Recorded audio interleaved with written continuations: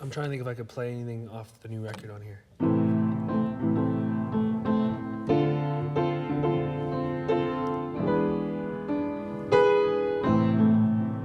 Are you rolling? Yeah. I met that wolf out on that road again tonight. His wild fur matted black, his teeth yellow white. Stood in my path there in the moonlit broken light. He appeared again today in charcoal with eyes of gray. I forgot the words. The first time I went to Belize, it was just on a vacation, and I loved it, and so I wound up going back again, and then again. I started, just got more involved in the community in the sense that I just started, meeting people and felt a little less like a tourist.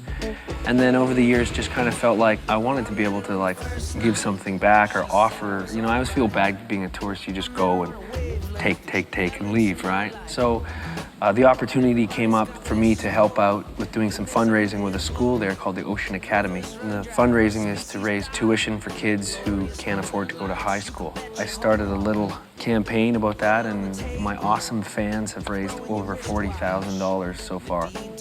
Throughout all that time of being there and working and hanging out, and I was also, all the music was soaking in. I was learning about Andy Palacio and Paul Nabor and the Garifuna Collective and all these groups that I just love. And then down the road, it all led to making a record where I thought, why don't I just ask the Collective if they would make an album with me? And they had the adventurous spirit to accept my crazy challenge.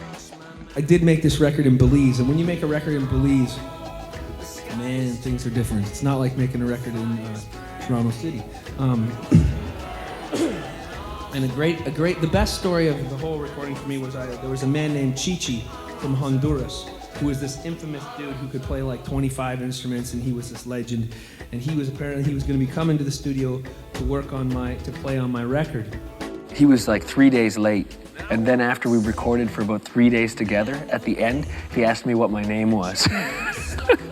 And it was probably, and Chichi and me are wonderful friends, but I remember being days into the recording, and he was like, "Hey, what's your name?" And I would it was the funniest thing in the world, and it was almost my favorite part of the whole thing, because it was just, it was about the music first, right? My name didn't matter, and that was a good lesson. When I think back on it now, I was terrified, because I went there with no guitar, no songs, and walked into a room full of 6 people who I'd never met and said, let's start working. Basically, we would lay down my song kind of in the sense that I would here, like a guitar structure, and you had kind of my singer-songwriter structure of a song.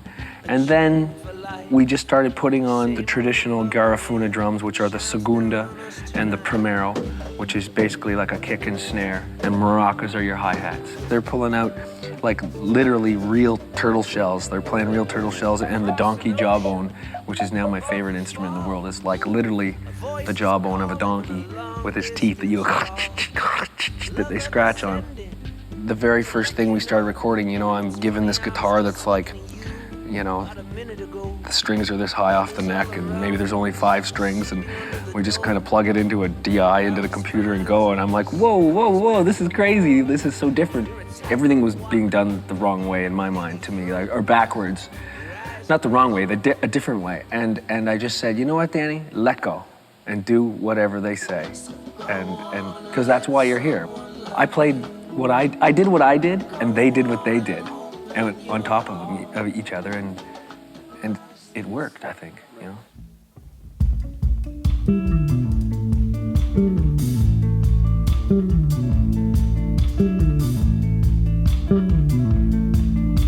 The whole thing's gotten away on me in the sense that now it's been nominated for a Juno for World Album of the Year, and it's coming out with Cumbancha, Putumayo, and Stonetree Records all combined. I was in Belize again earlier, visiting with the kids at the school, and got together with the band, and I had a few songs, and I thought it'd be fun to record them, so we did, and we got the great Paul Nabor to be on one of them, and They turned out great, so we thought, well, if we're going to put out this record, if it's being re-released worldwide, why not add these songs on? I have this wonderful trio now that I'm so happy with. And this band is able to play these songs like we, you know, in that form, and they work great.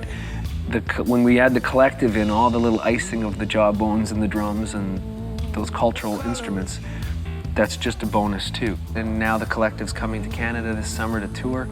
We're doing a bunch of the festivals, which is just going to be amazing to have them in Canada.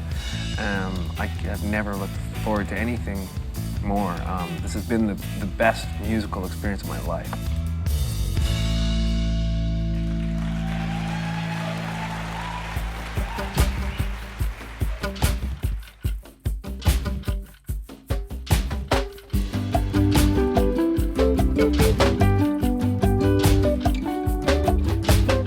In these times, these dangerous times, a world held down by backwards minds, with closed eyes and hearts shut blind.